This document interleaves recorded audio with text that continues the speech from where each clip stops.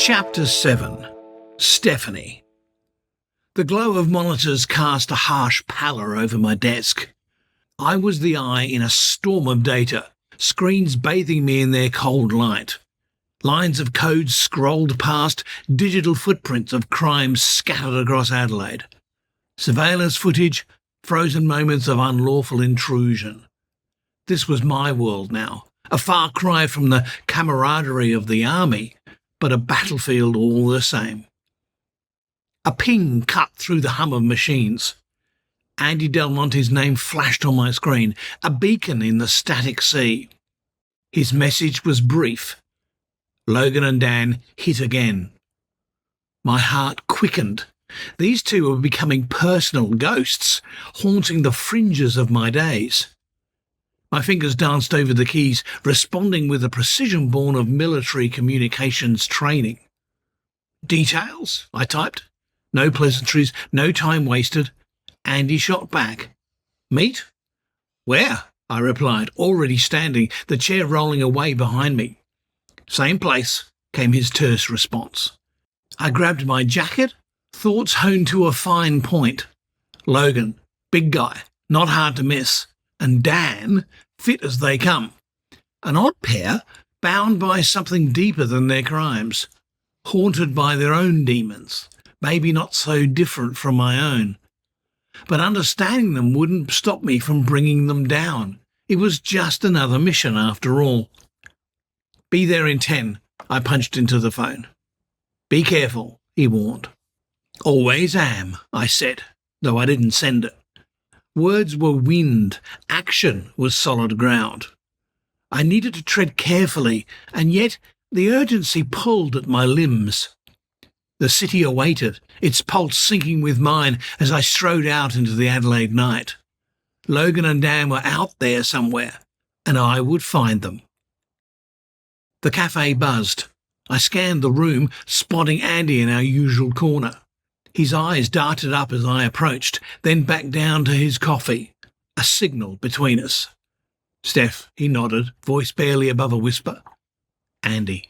My reply matched his tone. We never wasted words on pleasantries. Without fanfare, he slid a USB stick across the table. His hand was steady, but his eyes betrayed the gravity of what we were dealing with. This is big, he said. Bigger than we thought.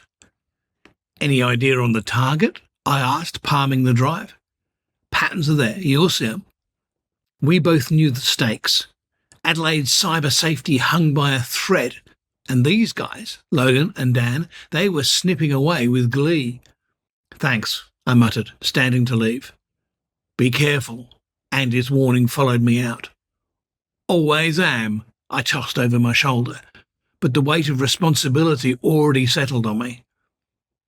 Back at the division, I slotted the USB stick into my computer. Screens blinked to life around me. The chase was on. Code spilled across the monitor, lines and lines of digital breadcrumbs that could lead me to them. I pored over the syntax, the loops, the commands. Patterns emerged, pieces of a puzzle only I could solve. Come on, boys, I muttered. Where are you off to next? A string of characters caught my eye. I dug deeper, fingers flying over the keys, connecting dots only I could see. Gotcha. The words slipped out, a triumphant whisper. A pattern within the chaos. A signature move, typical of Logan's style. Sloppy, yet effective. It was almost artistic in a twisted way. McBride, my boss called from across the room. Anything? Maybe, I shot back. Just might have something here. Good, we need it. I didn't look up. Couldn't. The code had me now. This was more than just a job. It was personal. Logan and Dan, their ghosts wouldn't haunt Adelaide for much longer. Not on my watch. I linked data points, isolating variables. Adelaide's breaches painted a pattern. Weak security was the common thread. Logan and Dan, they preyed on it. Each hit meticulously chosen. Businesses with digital doors left ajar. Too easy for you, huh? I mused, glaring at the lines of code. Logan, his technique was brute force but draped in finesse. He exploited every crack, every missed update, and lax password. And Dan? Muscle behind the brain, no doubt. I grabbed my phone, dialed Andy. It rang once, twice. "McBride," Andy answered, breathless, like he'd been sprinting through words all day. "Found a link," I said. "They're targeting the weak ones. Anything on these businesses?" "Give me an hour," Andy shot back. "Fast, always fast." "Make it 30 minutes," I said. 45 then. Compromise or nothing." "Fine. Dig deep, Andy. Patterns, motives, anything that smells off." "Will do." The line clicked dead. Back to the screens. The hum of machines filled the void around me. This was more than crime. It was a hunt. And I was close, so bloody close to snaring them. "Adelaide won't be your playground much longer," I whispered to the ghosts in the machine. "Not if I can help it." The phone jarred me from my focus, a shrill insistence in the static of the cybercrime division. I snatched it up. "McBride," I answered, terseness clipped to each syllable. "Steph, it's happening again." The voice on the other end belonged to Jenkins, a colleague with eyes like hawks on the digital skyline. "Local shop. Systems are under siege." "Address?" My hand was already reaching for the keys. 32 Hindley Street. "Hurry." The line went dead. I was moving. My desk, a forensic battleground mere seconds ago, now just a blur. Brett's photo on my desk flashed a silent wish of luck. Hindley Street, the heart of Adelaide, throbbed with unsuspecting nightlife. Now a beat skipped, a digital predator lurked. I found him, the owner, a man whose sweat spoke more than his lips ever could. His hands trembled over a keyboard that no longer obeyed. "McBride, Cybercrime Division," I said. "Help me," he gasped. Weak systems, weaker defences. A sitting duck in Logan and Dan's crosshairs. My team spilled into the chaos, a surgeon's precision to their entrance. Screens mirrored the assault, lines of code, the hacker's DNA. "Trace it." My order, sharp. I scanned the data, a familiar ugliness to the digital onslaught. Logan's signature. "Got something?" A junior, a bright-eyed kid. Eager. "Where?" Patience wasn't in my playbook. Not tonight. "Tracking," he typed furiously, the chase on. "Keep on it." The breach, a window into Logan's world. I needed in. "Steph," Jenkins' voice cut through. "We've got a lead." "Good." A grin cracked my grimace.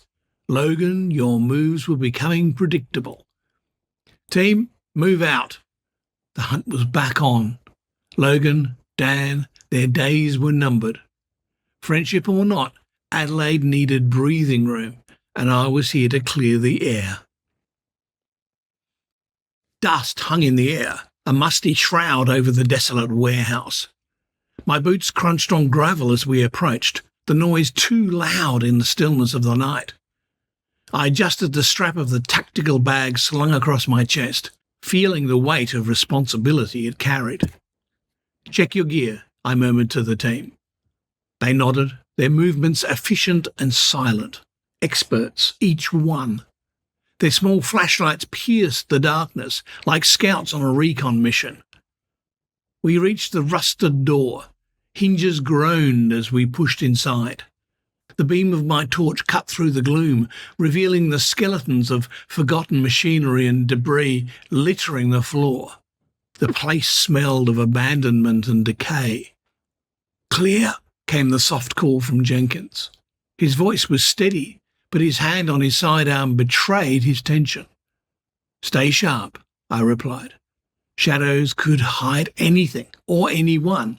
Logan and Dan wouldn't make this easy. They were smarter than that. The concrete beneath our feet felt cold, unforgiving. We advanced deeper into the belly of the warehouse. My pulse throbbed in my ears with every step. A rat scurried away, its tiny heart probably hammering as hard as mine. "Server room should be close," I said, consulting the blueprint Andy had provided. "Trust. Without it, I'd be alone in the dark. Friendship wasn't just comfort, it was survival here. Got something? Smith's whisper sliced through the silence. A door, slightly ajar. Light leaked from the crack beneath. Careful, I instructed, the word barely a breath. We edged forward, guns drawn, bodies tense. I pushed the door open with the barrel of my gun, the metal cold against my skin.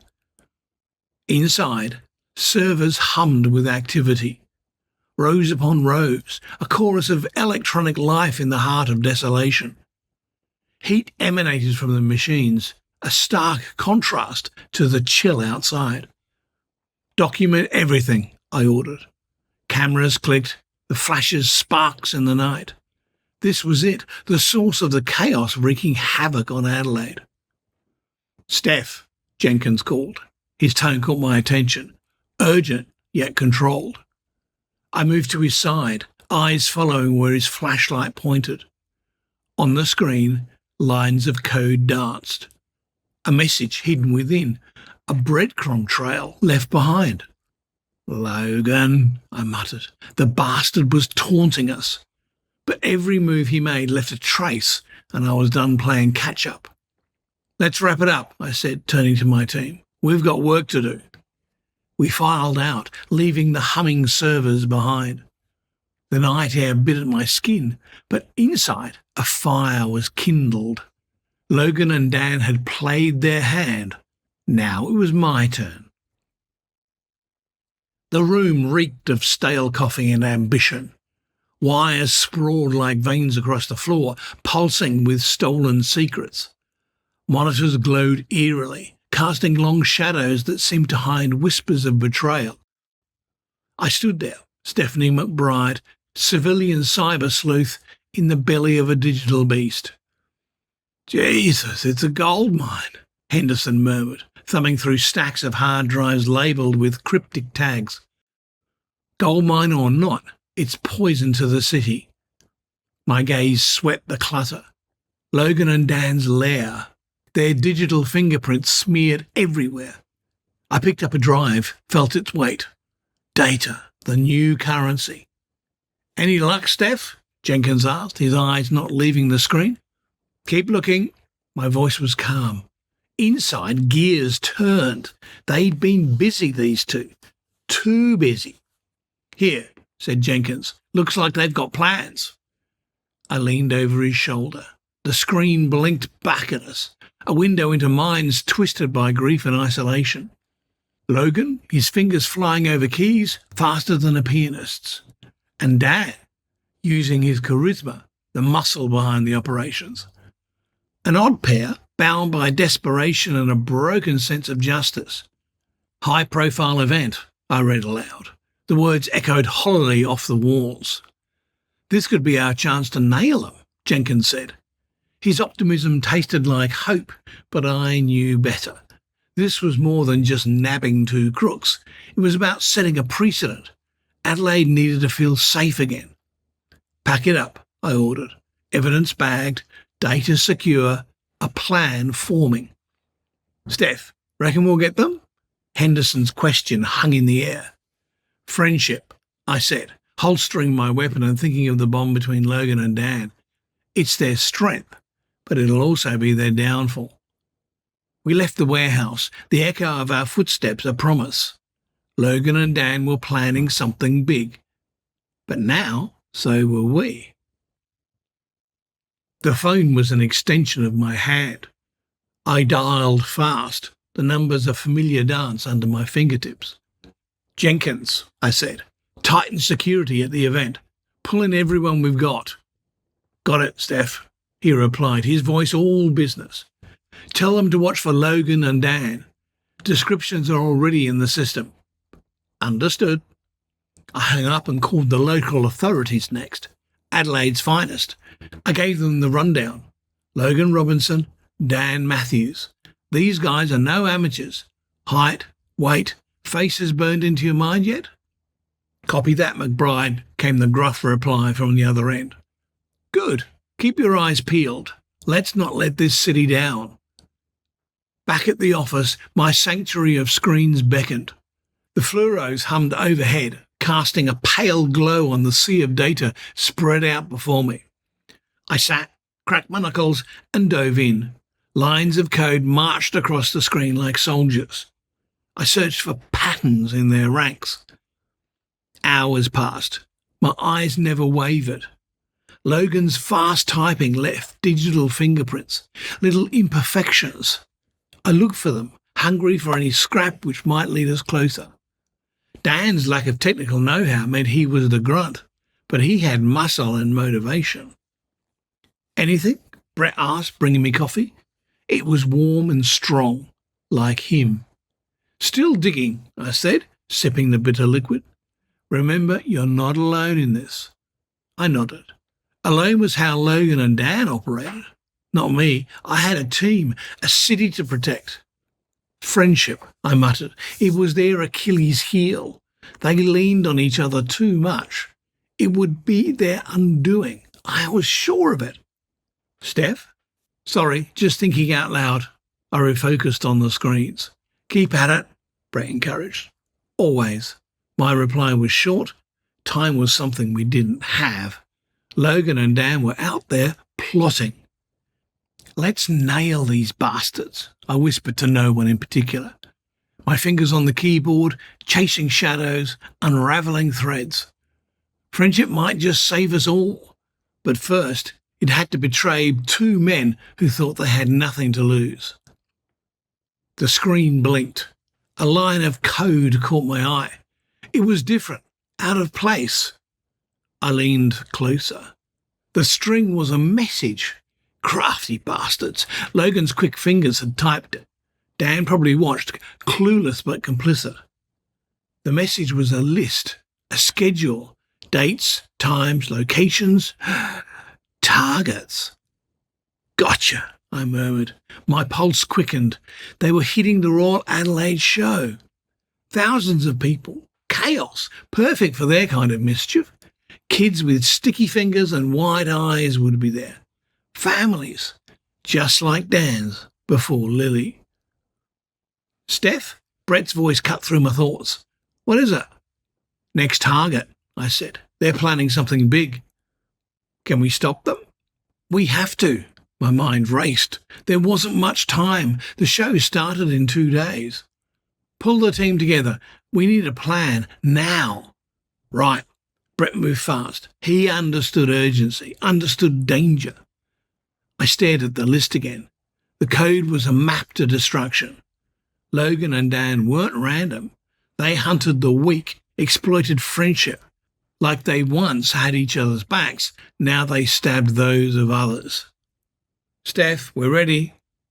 "Coming." I stood up, leaving the glow of the screens. This was it, the moment to act, to protect. Our unit assembled, faces grim. We'd been through hell together. Cyber wars without guns, but just as deadly. We shared victories, tasted defeat. Friendship bound us. Trust was our strength. "Royal Adelaide show," I began. "That's where they'll strike next. We tighten security, monitor all digital traffic." "Understood," they echoed. Logan and Dan are smart, but sloppy, emotional. They rely on each other too much. It's how we'll break them. "Friendship?" someone asked. "Exactly," I nodded. "Ours against theirs. Ours will hold, theirs won't." "Let's do this," Brett said. "Let's." I walked out with my team trailing, united, ready to face the threat head on. It wasn't just about stopping hackers anymore. It was about saving friends, our community. Logan and Dan had to be stopped, and we'd do it together.